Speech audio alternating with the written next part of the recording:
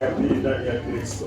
Tunakuabudu kwa sababu mbalimbali, mojawapo ni wokovu ya msalaba na maisha unayokupa uzima, na mambo yote unayofanya kwenye maisha yetu yanadhihirisha kwamba wewe ni Mungu wetu, katika jina la Yesu Kristo, amen.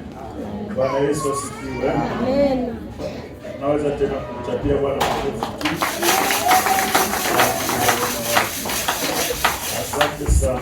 Tunakaribisha kuweza kuwa hapa kwa ibada hii ya asubuhi ya leo na kwa kipindi hiki cha neno la Mungu. Watu wengi hawakufika, labda wako kwenye maandalizi ya sherehe za ndoa, lakini wewe ambaye umefika, Mungu akubariki sana. Tutaweza kuwa wima, tusome maneno ya Mungu. Tutafungua Biblia zetu kwenye Isaya 55. Tutasoma sura ya kwanza na ya pili. Baadaye tutaweza kusoma katika jina la Yesu Kristo. Haya, kila aonaye kiu njoni majini, naye asiye na fedha njoni nunueni mle. Naam, njoni nunueni divai na maziwa bila fedha na bila dhamana, kwani kutoa fedha kwa ajili ya kitu ambacho si chakula, na mapato yenu kwa kitu kisichoshibisha. Nisikilizeni kwa bidii mule kilicho chema, na kujifurahisha nafsi zenu kwa unono ni maneno ya Mungu. Naweza kuwa chini.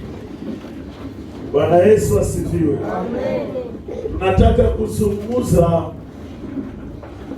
sije ambayo inasema, kabla sijaitaja ninawasihi kutulia. Sije ambayo inasema faida za wokovu. Bwana asifiwe sana.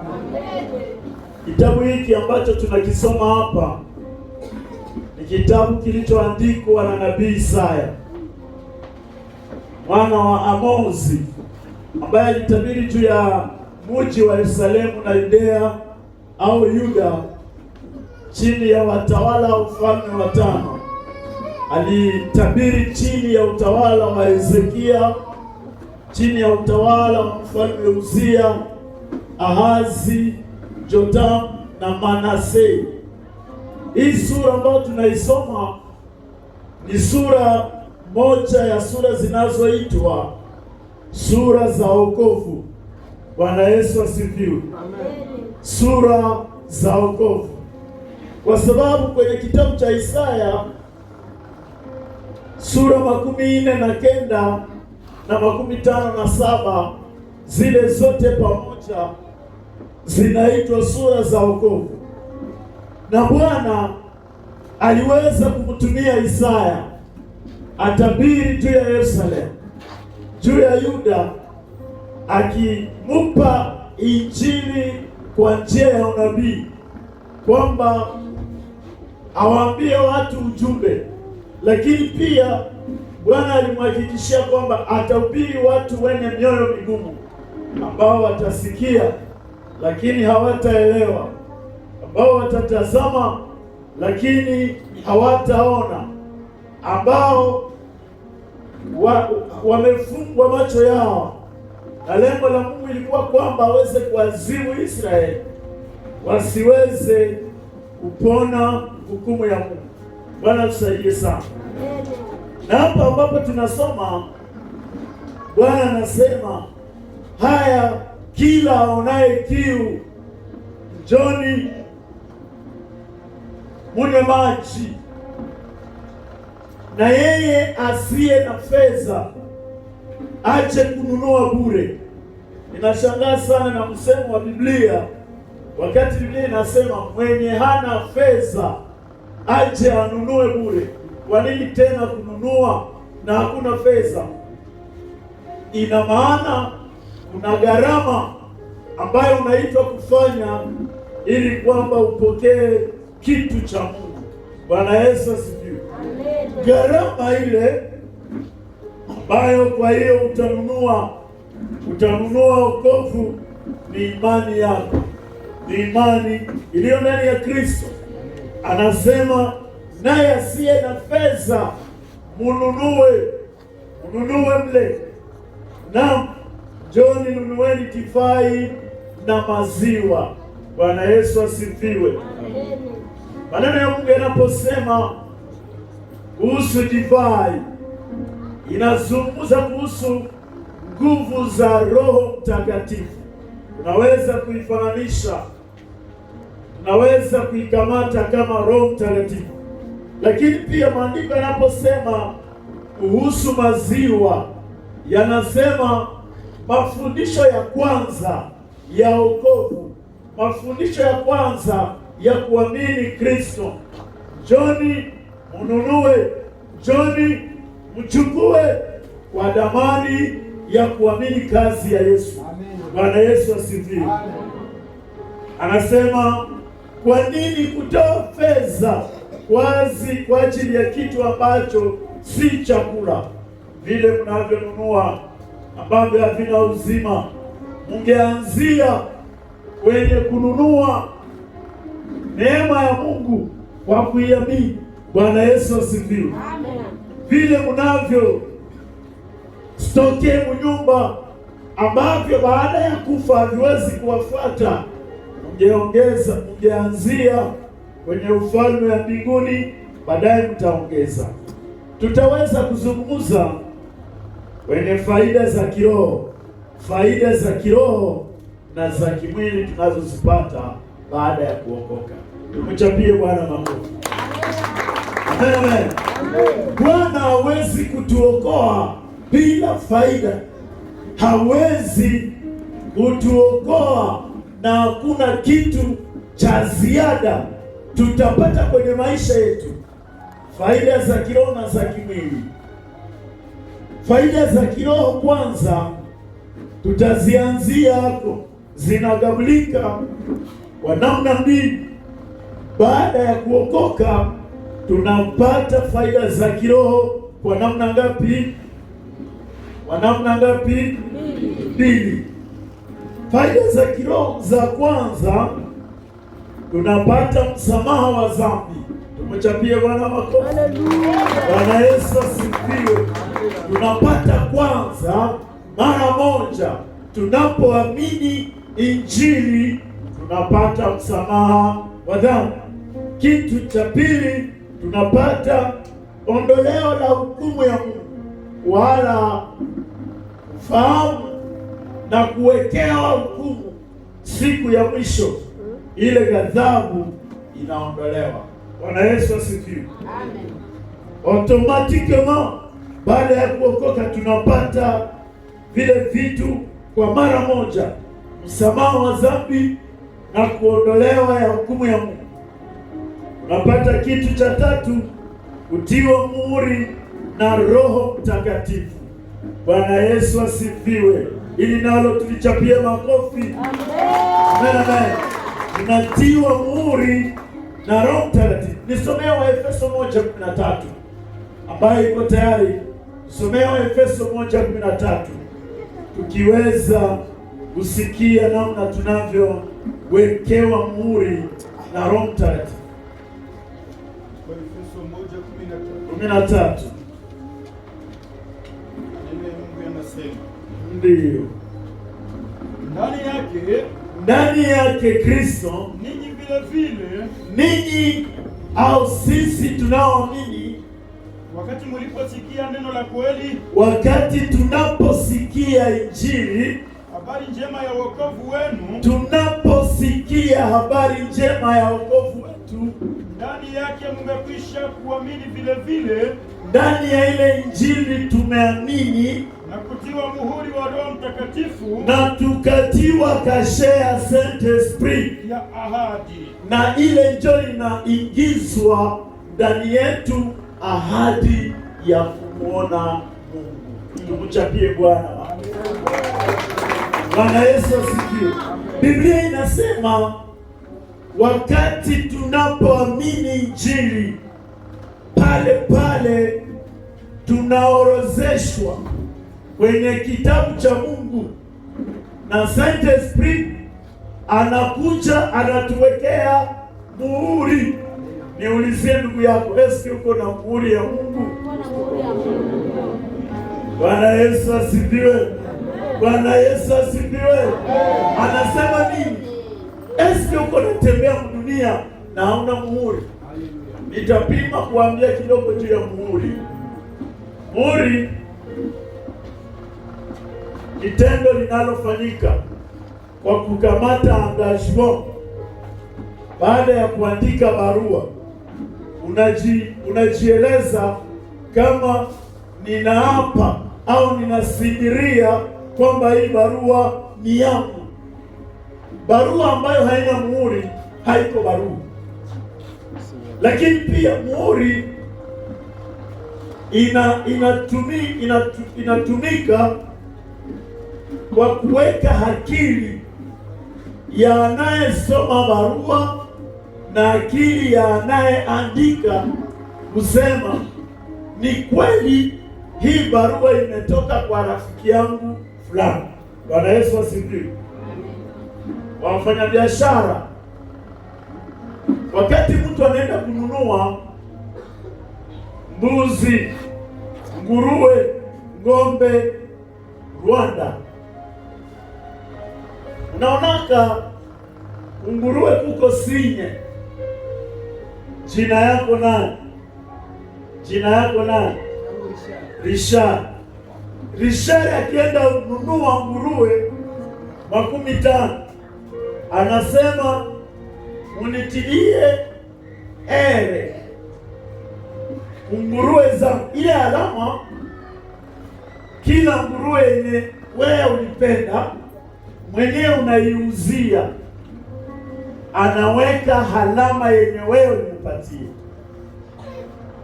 Alafu ukienda kama haujaeneza pesa, akiuzisha ile faida inakuwa yako. Maana ya ile alama inaonyesha kwamba hii haiko tena mali ya mwenye nguruwe, imesha kuwa mali ya mtu mwingine. Nataka kueleza kitu. Kama uko Esperance, nguruwe zako zitabeba letre A. Ni kusema mwatakia tena uza, asiangalie mzenye ziko na marke wala na muhuri. Vile vile katika ulimwengu wa roho, tunapookoka tulikuwa mali ya shetani, na Bwana alipotununua hakupenda tuache dunia bila selema, bila kashe.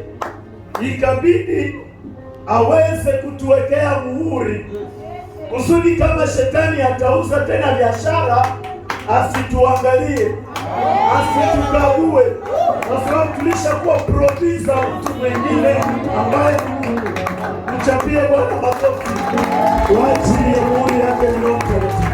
Bwana Yesu asifiwe. Na ndiyo maana mtu ambaye anaikala mkanisa na hana Roho Mtakatifu haiko Mkristo, angali msoko, anaweza tena uziwa. Utaniulizia tu mwenzako, eske ulishaka kuwa na muhuri wala ungali naterekewa? Anasema ni au hajuu, labda hajuu.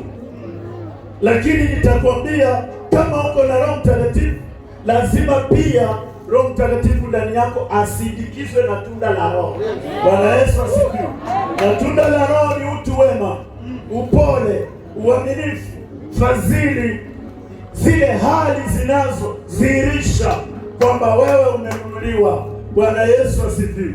Ile ni faida ya tatu tunayoipata, au moja ya faida muhimu baada ya kuokoka. Bwana Yesu asifiwe. Watu wengi wameshindwa elewa nini Yesu alifanya juu ya msalaba, kazi ambayo Yesu alifanya haina gharama ya mwanadamu kuweza kuilipa, na ndiyo maana aliita tununue bure. Ni kusema iko na dhamani yake, lakini hatuna mwae. Akasema muingie kwa imani. Bwana Yesu asifiwe. Amen, amen, amen. Tunasema tumeisha kuwa mali ya mtu, maana alisema kwenye ile Petro ya kwanza 2:9, ninyi mmekuwa ukuhani wa kifalme, watakatifu, watu wa miliki ya Mungu, mmefanywa kuwa taifa. Nukta yetu ya faida ya pili tunayoipata iko kwenye Wagalatia 4:21 na 17. Tunaweza soma kwenye ile Wagalatia tuone faida ya pili ya kiroho tunayoipata katika kuamini Kristo. Faida ya pili ya kiroho, Wagalatia. Soma ile shahidi pastor. Wagalatia sura 4:21 hadi 27. Wagalatia sura 4:21 nasema, ndiyo, Muniambie ninyi mnaotaka kula chini ya sheria, ninyi mnaotaka ishi chini ya utumwa wa Shetani, uniambie, hamsikii sheria? Eske hamsikie uzito ya kuikala chini ya sheria ya Musa? Kwa maana imeandikwa, kwa sababu imeandikwa, Abrahamu alikuwa na wana wawili. Abrahamu baba yetu wa imani alikuwa na wanawake wawili na wana wawili. Mmoja kwa kijakazi, mmoja alizalika kwa kijakazi na mmoja kwa ajili, na mwingine alizalika kwa huru, kwa mwanamke aliye huru, wala kwa Sara ambaye ni family legitime. Lakini yule wa kijakazi alizaliwa kwa mwili. Lakini ule mtoto wa kijakazi ni mfano ya sheria. Ishmaeli alizalika na metrize maseri za Bahindi na bebalisha kufa. Maneno ya Mungu inakushinda nini? Uko na akili? Ndio. Napasha weka ndani maneno ya Mungu. Bwana asiwe sana. Biblia inasema hivi, Ibrahimu alikuwa na wanawake wawili na alizaa watoto wawili, ambaye mmoja alimzaa kwa Hajiri. Hajiri alikuwa mjakazi wa Sara, akazala Ismaeli. Na kwa sababu Sara alichelewa kuzaa kwa ahadi aliyompa Mungu, wakafikiri wao kujisaidia wasikufe, kwa sababu na hawana mtoto, kwa sababu walikataa Eliezer Mdameski aliyokuwa naikala nyumbani kwao asiwe mrithi wa Ibrahimu. Alafu Biblia inasema aliyezaliwa baadaye ni Isaka, naye alizaliwa katika ahadi. Mambo haya mawili Biblia inasema ilikuwa ni mfano ya namna jinsi Hajiri alipozaa, akazaa chini ya sheria, chini ya utumwa. Lakini Sara alipozaa, akazaa katika uhuru. Bwana Yesu asifiwe. Kwa sababu mtoto wake alizaliwa na mama, ndio family legitime. Tusikie sasa inaenda wapi? Kwa maana wanawake hawa ni maagano mawili. Kwa sababu Hajiri na Sara walikuwa maagano mawili. Hajiri ndio nani mafia? Haumjui? Asante sana. Mama na baadaye Hajiri ndio nani? Sara na ndio nani? Mama Alisha. Haumjui? Haujui Sara. Sasa mtaenda mbinguni namna gani wapendwa? Sara ndio nani mama mpendwa? Ndio mke wa Ibrahimu. Ndio mke wa Ibrahimu. Asante sana. Na Hajiri alikuwa boy au domestike au mtumwa wa Sara. Alafu huyu Hajiri alizaa Ishmaeli. Aliyezaa naye nani? Ibrahimu. Sasa Biblia inasema, Paulo anataka aeleza juu ya wokovu, anasema huyu Hajiri alizalia ule mtoto yake, hata kama alikuwa anafanana kama Ifisieni, lakini alikuwa chini ya utumwa.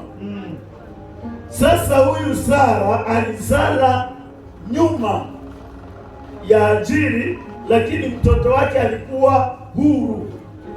Sasa hii inasema ni maagano mawili. Soma maisha hii. Mmoja toka mlima Sinai. Sasa huyu Hajiri na Ismaili mtoto wake anafananishwa na zile amri 10 alizozipewa Musa kwenye mlima wa Sinai, ambazo hakuna Myahudi mmoja mwenye alizitimizaga zote. Bwana wasaidie sana. Walijikaza kusudi wampendeze Mungu, wakashindwa. Soma shahidi. Lililozaa kwa utumwa ndiyo Agari. Naye alizaa kwa utumwa. Maana Agari ni mlima Sinai ulio katika Arabia. Kwa sababu Hajiri ni mlima tu ya kawaida yenye inaikala mdezere ya Arabi. Ndio umefanana na Yerusalemu wa sasa, na ule mlima ni sawasawa na Yerusalemu yenye sasa. Ikienda Israeli unakutana Yerusalemu kama mji sawa vile mkaa. Ile mlima ya Sinai, zile sheria ziko sawasawa na Yerusalemu ya sasa. Naye ni katika utumwa pamoja na watoto wake. Na Yerusalemu nayo ni katika utumwa na watoto wake. Ni kusema Hajiri a representation ya Yerusalemu iko katika utumwa na watoto wake. Lakini Yerusalemu wa juu ni huru. Lakini sasa Yerusalemu wa juu au mbinguni tutakayoletewa duniani iko mji ambayo iko huru. Ndiye mama yetu sisi sote. Na ile Yerusalemu mpya ndio mama yetu sisi sote. Tuchapie Bwana. Amen, amen. Uko kitu niko nataka usome pa. Sawa. Kwa maana imeandikwa. Kwa sababu imeandikwa, furahi. Uweze kufurahi. Furahi tasa usiyezaa. Uweze kufurahi wewe tasa usiyezaa, au sisi ambao tulikuwa mataifa tusiyozaa ndani ya Kristo. Paza sauti ukalie. Tuweze kupaza sauti. Wewe usiye na uchungu. Mwenye ana uchungu. Kwa sababu watoto wake walioachwa ni wengi kuliko wake aliye na mume. Kwa sababu watoto wa Sarai katika ulimwengu wa roho ni wengi kuliko watoto wa Hajiri ambaye alifanana kwa ule wakati kuwa na mume wa mwenzake, lakini watoto wa Isaka watakuwa wengi, na sisi sasa ni watoto wa Isaka. Bwana Yesu asifiwe. Bwana Yesu asifiwe. Ndio maliza pale ile shairi. Sisi ndugu zangu kama Isaka watoto wa ahadi, tuko watoto wa ahadi. Lakini kama wakati ule, kama ingekuwa wakati wa zamani, aliyezaliwa kwa mwili alitesa yule aliyezaliwa kwa roho. Yule Israeli aliyezaliwa kwa mwili alimtesa Kristo aliyezaliwa kwa roho. Vivyo na sasa, na hivyo ndivyo ilivyo hata leo. Bwana tusaidie sana. Hivi tunataka kusema nini? Tunataka kusema Bwana ametufanya waungwana, watoto wa ahadi. Bwana Yesu asifiwe. Ile ndio inamaanisha Bwana ametukamata sasa vile bafa legitime yake. Ametupa nafasi ya kuitwa watoto wa nyumbani. Tunapoabudu, tuabudu kama watoto wa nyumbani, kwa sababu huyu Haji Ismaili alizaliwa kwa mwili, alizaliwa chini ya utumwa sawasawa na sheria ya Musa. Lakini pia Hajiri ni mlima Sinai, lakini sisi tunautazamia Yerusalemu mpya, mji ambao Bwana, mtoto wa ndoa, mrithi ambaye anastahili kuingia ndani ya ufalme, ambaye ana sehemu ya mali ya Baba, iko na droit ya mali ya Baba, na sisi tuko na sehemu katika kurithi vitu vya Mungu. Yerusalemu ijayo, Yerusalemu tutakayoishi ndani wakati Kristo atarudi mara ya pili, ili kulipa kila mtu sawasawa na matendo yake. Bwana asifiwe sana. Namaliza somo hili, tutaliendelesha juma kesho, lakini nataka uweke ndani ya akili kwamba wewe ni Isaka. Nasema wewe ni nani? Isaka. Kanisa ni Isaka. Ukristo haina mafundisho ya nguvu, lakini walimu wengi wanakuwa hawajui wakufundishe dini hasa. Hivi tunasema Bwana awabariki sana. Amen.